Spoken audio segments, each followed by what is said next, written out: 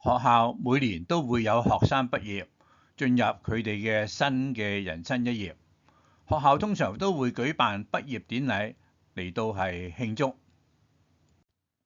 學校更會係舉辦畢業營，等同學可以把握時機，盡量相處，更加咧係會增加學生對於學校嘅生活嘅一啲記憶。為咗增進學生之間嘅友誼，畢業營係可以安排多樣化嘅活動，包括團隊建設遊戲啊、工作坊啊、戶外拓展活動等等，令到畢業營自身咧係成為學生人生之中其中一個記憶。要留住記憶，最簡單而有效嘅方法係拍攝。因此，我哋係設計咗一個主題係留住美好記憶嘅畢業營，俾學校參考。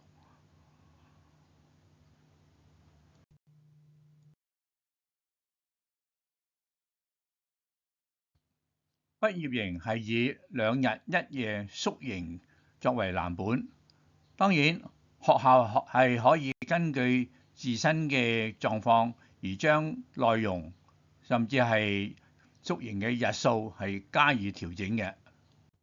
我哋建議嘅畢業營營地係一處位於惠州市龍門縣嘅溫泉度假區。選擇喺呢一度舉行畢業營，係因為所有嘅學習同埋活動都可以喺呢一度舉行。場地既然係封閉嘅，所以對於學生嘅安全嚟講就有保證啦。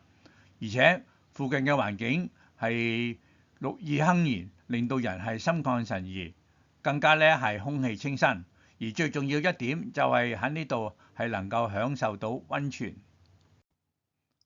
學生係會2個人入住一個房間，入住嘅酒店係一間全世界最大嘅客家圍屋，而酒店嘅房間外邊嘅走廊係掛住一啲裝飾用嘅龍紋畫。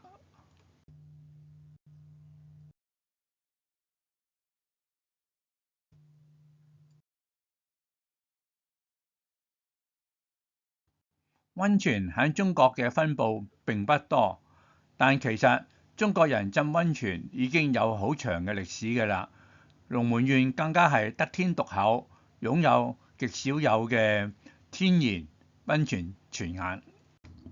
上天然嘅溫泉浴池通常都係戶外嘅，分佈喺一個小山頭上邊。呢啲浴池好多係分別咧係加入不同嘅藥材，增加佢哋嘅療效。更加咧會有一個浴池係養咗一啲土耳其嘅魚仔咁樣，進行一個我哋叫做魚療嘅浴池嘅。酒家當然係旅遊度假區嘅標準同埋基本嘅設施啦。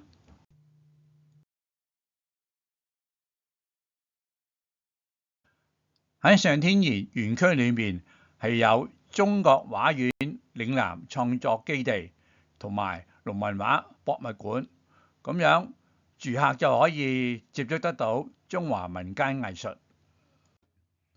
喺中國國家畫院嶺南創作基地前邊係有一個大型嘅廣場，喺呢個廣場上邊係經常會舉辦一啲大型嘅慶典活動。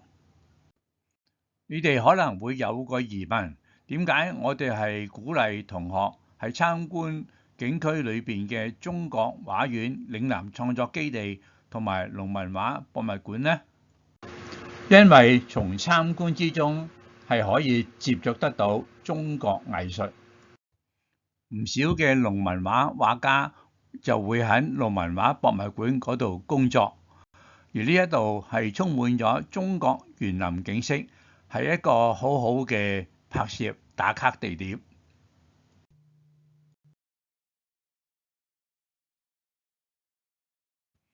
呢個就係入住度假村嘅全景，裏邊係有足夠多嘅地點同埋景點係作為拍攝嘅題材嘅。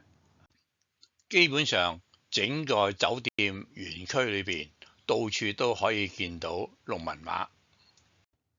左邊嘅涼亭係一處位於農民畫博物館地下園林裏面嘅一個景點。你又知唔知道嗰句説話無用之用是大用呢一節係出自何經何典呢？如果你想拍攝花卉或者係一啲野外嘅昆蟲，你係可以去到園區裏邊嘅魯冰花童話園主題公園嗰度拍攝嘅。公園裏邊係養咗一啲好可愛嘅小動物。呢個畢業營嘅學習主題係手機拍攝技巧。每一個市民基本上都最少會有一部手機。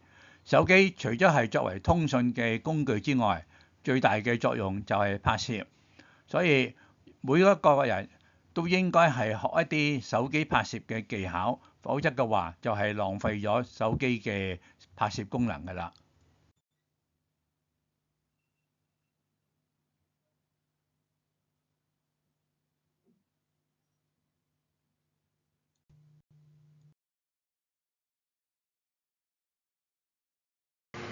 拓展活動通常係設計到需要團隊嘅合作先至係能夠完成，咁樣係有助於增強團隊之間嘅信任同埋協作能力，亦都係可以提升團員間嘅溝通技巧。當然呢個會係有助於拉近團員之間嘅關係。你有冇嘗試過呢兩個經常喺一啲拓展歷奇活動出現嘅遊戲呢？好多少數民族，包括台灣嘅高山族，同埋喺海外嘅一啲國家嘅少數民族，原來佢哋都好喜歡玩呢一隻嘅竹排舞嘅。讓夫仔前比較識下啦。呢個活動嘅高潮係篝火晚會。我哋係鼓勵參與畢業營嘅同學係用學到嘅手機拍攝技巧，然後喺照片之中加上文字，係介紹當時同學嘅感受以及係情緒嘅，將畢業營嘅活動點滴製作成一個電子相冊，係將美好嘅回憶係留住。